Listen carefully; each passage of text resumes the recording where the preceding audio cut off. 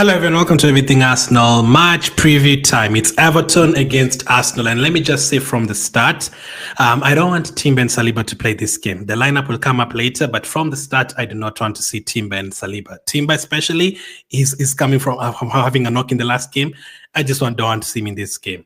Now, you can argue, some would still say play Saliba, but I don't want to risk anything, man. No disrespect to Everton, no disrespect to the Premier League. It's still a good game and all that, but most Arsenal fans are not thinking about this game, let's be honest, and I'm one of them. I'm already looking forward to Tuesday. Now, we still haven't clinched second spot yet. Nottingham are just 4 points behind us. If you lose this game and Nottingham win, they're 1 point behind you. You don't want them to get anywhere close to you, but we have Real Madrid, man. That's the biggest game of our season remaining now. And, I still think you're going to finish second. I still don't think Nottingham and the other teams are going to catch up with us. We still have to play Ipswich, Southampton, have a couple of good home games that we should win. I don't think they're going to catch up with us. So this is the main focus. I know Saliba doesn't have to play and get an injury in the game. Someone can still get injured in training and warm-ups and all that. But even in terms of just being fresh, I want Timber and Saliba to be fresh for that game coming up against Real Madrid, especially after Gabriel picked up an injury. You do not want to go and play Real Madrid without Gabriel and Saliba, or Gabriel and Timber without both of them. That would be a nightmare. So attacking wise, I'm still going to have a good lineup for this game, but defensive wise, I need us to rest a couple of players. Now, with that said, it's Everton, first game of the weekend. It's actually a good thing that's the first game of the weekend because you have Real Madrid on Tuesday, so you have a little bit of time to rest. And the first game is a home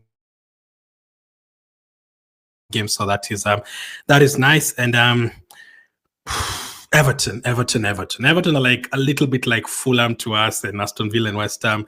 It's so funny that, we never lose any games to Chelsea, Man City, Tottenham, Liverpool, all these guys, but those teams usually have it tough again, or we have it tough against them. Aston Villa, West Ham, Fulham, Everton. Everton this season, we couldn't score against them at home. That's when maybe a few people had started seeing cracks before that of, not having good attacking football. But that game against Everton at home, that was a concern. That was that week where Everton, had Sean Dyche and they were drawing with Arsenal, Chelsea, Man City in the same week.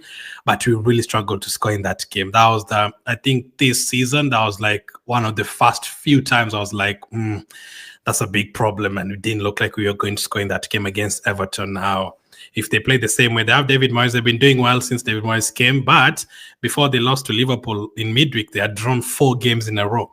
So if you look at Everton's last 7 games, they drew 2-2 with Liverpool, they drew 2-2 with Man United, they drew 1-1 with West Ham. I think they drew 1-1 with Wolves, and I think there's another draw there as well. So, and the number of games that we have drawn this season, why is this pointing out to be a draw? Like, if you look at it like that from the stats and us drawing with Everton early this season, this has everything written, a 1-1 draw on it. But it would be great if we can pick up a win like we did last season. We went there and we got a 1-0 win. I need to get a win so that, we increase the gap between us and Nottingham Forest and the top 4, just to have a cushion. But in case, just imagine if we beat Real Madrid, you don't want to go into the next round still trying to secure top 4. Now, then, if that is the case, then I would rest everyone in the league if we reach the semi-final of the Champions League. But focus is Everton first. So Everton, I think they're definitely safe. They're not going to get relegated. They're in a good position. Let me check the table again. They've won 10. They've lost 10 games. Oh, wait. They've drawn. Win, lose, draw. Yeah, they've drawn 13 games and Arsenal have drawn 10. My goodness, this is really looking like a draw, guys. They've lost 10 games. Now, Everton don't score that many goals. They've only scored 32. They've conceded 37. So they're not a team that is going to come and beat you 3-0 or something. But they can easily score 1 goal and you're going to have a hard time scoring. They actually played really well against Liverpool. They should have picked up something better, looked lively. Tarkowski was very lively in that game. He should have had a red card. But they are going to obviously give us a game. It's their last 2 months at Goodison Park, so they're going to be turned up for every single game remaining at home. And they're going to want to win.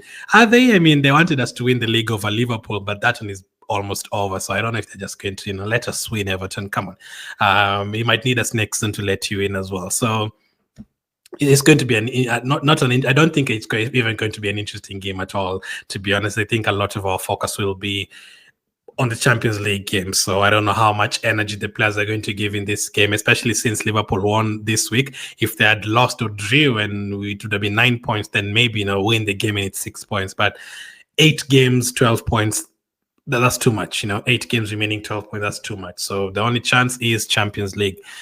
For us, we've won 2 games in a row. The whole season, we have been asking for 5 wins in a row. Can we get 5 wins in a row in the Premier League? The most we've had this one is 3 in a row. I think we did it twice, winning 3 games in a row in the Premier League. Can we get at least 3, 4, 5 wins in a row? After this, it's another tough game against Brentford, but again, we'll have Ipswich after that. Southampton will be there in the last game of the season. Can we put a streak of like 5 wins in a row? Let's I know Liverpool already won the league, but let's not like hand them the league. Am I contradicting myself with the team that I would have?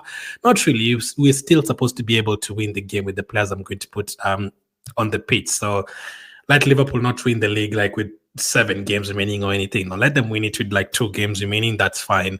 That will be fine. They already won it, but let them lift it after with 2 games remaining or something. So can we get a win here, make it 3 wins in a row, and then hopefully next week and the other week, can we just get a run? Going into the Real Madrid game, I want us to have some kind of momentum, You don't want to lose, and then you play Real Madrid, and then you draw again, and then go into those Real Madrid games not confident. Already the Gabriel injury is a blow.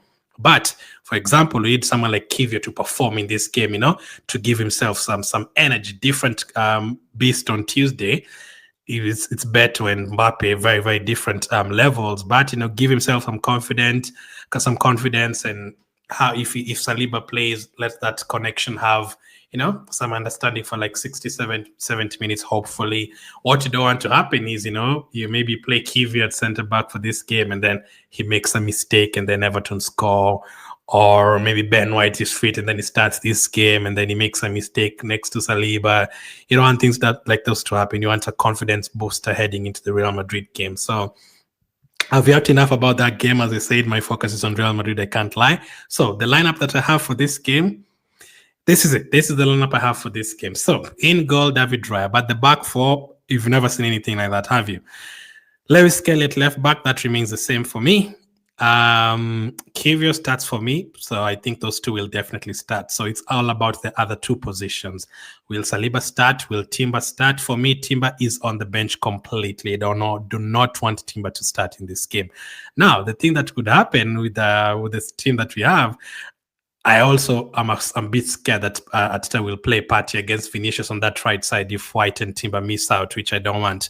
Partey's been good in midfield, and I don't want him to be up against Vinicius. Vinicius has incredible pace. So I would have Kivior next to Ben White. I think Ben White might make this game. If he doesn't, I think it's just going to be Saliba, but Kivior with White at centre back.